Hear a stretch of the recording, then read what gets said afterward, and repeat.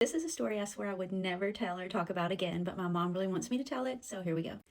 When I was in 5th grade, a new girl came to our school, and I didn't know her at all, but my mom and dad knew her mom and dad. They wanted me to hang out with her. Well, she was in 6th grade. She was a year older than me, and she had 2 younger sisters, and she was there 2 weeks or something like that, and they set up a slumber party sleepover thing or whatever.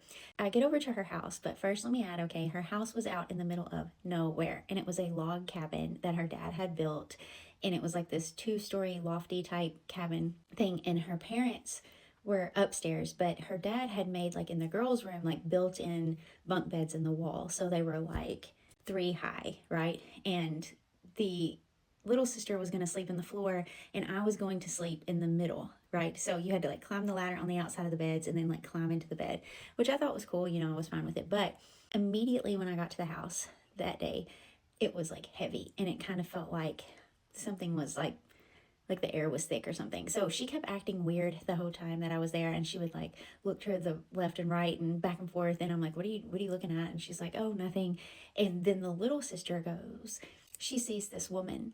Ghosts weren't new to me, but I knew this didn't feel like a ghost. It felt like something else, right? I would see this dark shadow show up and then go away, and then around the corner I saw these fingers come around the edge and then go like this, around the door frame, but they weren't regular fingers. They were these really elongated black, and the nails weren't pointy. They were longer, but they looked like they had been digging in something. They were a brown dirt. This was scary, whatever it was, right? So I'm already planning my escape. I'm already okay, I'm gonna wait till bedtime, and I'm gonna call my mom, and I'm gonna say I'm sick or something, so she has to come and get me. We were out there, like I said, in the middle of nowhere, and then her dad was oh man, the phones are messed up again, and he comes in for dinner, and I'm like, what do you mean? What do you mean the phones are messed up? So this was 91, 92, I guess, something like that. And he's like, yeah, they get down sometimes. And I'm like, well, what if I need to go home? And he said, well, I'll take you home. It's fine. It's fine if you need to go home. And I'm like, oh my God, I'm stuck out here, right? I'm not going to be hey, I need you to take me home, because my dad would have ripped me a new one. Y'all know that he was mean, and he would have been so mad if I would have made this guy bring me home for nothing, right? So I'm like, okay, I'm going to have to stay here.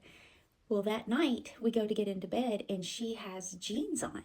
And I'm like, why are you sleeping in jeans? And she said, because I can't feel her scratch my legs in jeans. I'm like, feel who? What do you mean? Who?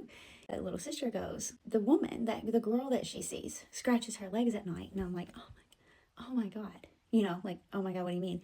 Well, is she going to try to scratch my legs? And she said, no, because you're in the middle bunk, she only gets mine. And I'm like, you've got to be kidding me, right? You got to be kidding me. Well, we play games, we do whatever, and the whole time I'm like, oh my God, I'm going to see this woman. I've already seen her hands. What am I going to do? And climb up, we go to get in bed. I'm not tired at all, not at all. And all I can think about is this woman, right? Why is my friend in jeans to keep from feeling her hands? What is going to happen? And under the bottom bed, there was a nook thing, for storage or whatever. So something could get under that. And I'm like, oh, so I climb up this ladder thing. I'm getting sweaty just talking. I'm getting red just talking about it. That was horrible. I climb up the ladder. I get in the middle bunk. So I'm trapped. It felt like I was in a coffin or something, because the bed was above me and there was a bed below me. So I'm in this box in the wall, and I'm like, I can't. I was having a panic attack. I'm like, oh my God, I can't sleep in here. They had it total darkness, no noise, no anything but fear, right? The only thing I could hear was my heart slamming in my chest, and my ears were whoa, whoa, whoa, I'm like, oh my God. Then I hear the bottom bunk, creak, what's happening down there. And instead of just not looking, curiosity, got the best of me. So I lean over, y'all, and this thing is leaned over her. It's not in the bed with her, but it's like if it was kneeling beside her, and it's just going dragging down her jeans. It sounded like that, dragging down jeans. So I'm looking down at this thing, hearing this, and then I look at my friend, and my friend's just like that. She goes, shh. So I freeze, right? So this goes on for a long time. It was me still peeking over the side, looking, and you hear and then she just stops, and then retreats and sucks back under that bottom bunk. Turns out they had a Ouija board in that nook underneath the bed that she had made, a homemade Ouija board underneath the bed. horrible. I have never been so scared in my life. Let's just say I made it through the night. First thing in the morning, I was like, I'm ready to go. Because my mom wasn't supposed to come get me till like noon. This was like 9 o'clock. And he's like, are you sure? And I was like, yeah, I don't feel too good. Can you just take me home?